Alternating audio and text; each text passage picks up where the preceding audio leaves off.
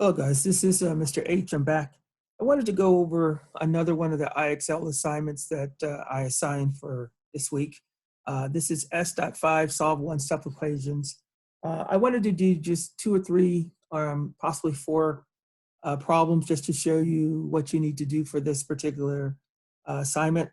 So let's jump in. So it says here, we're solving for B. So we have B minus 4 equals 1. You don't have to make this too formal. You could look at this and go, B has to be 5 because 5 minus 4 gives you 1. But if we were trying to do this with a process, we would go, okay, we need to get B by itself. So we're going to use the opposite or inverse operation. So what's the inverse of minus 4? It's going to be a plus 4. So we're going to do that to both sides. And what we're going to have is B equals 1 plus 4, which is 5. We didn't have to make it that formal, but I wanted to go ahead and do a process. So when it gets more challenging towards the end of this assignment, you still have a process. All right, so we submit it. We know that's the correct answer. Now we go to the next one. Same thing here. What number plus 1 gives you 4? You should be able to look at this and go, oh, that's 3. But let's just go through the process.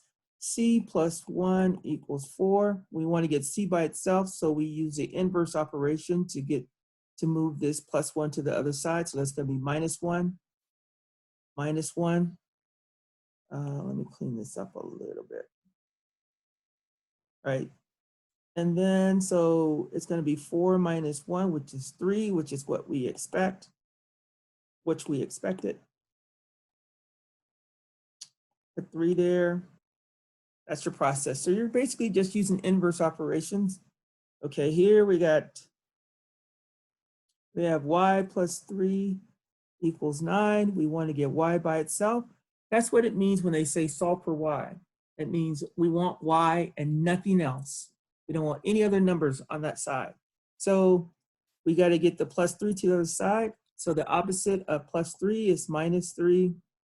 So we have y equals 9 minus 3, which is 6. So 6 is our answer. I'll do more.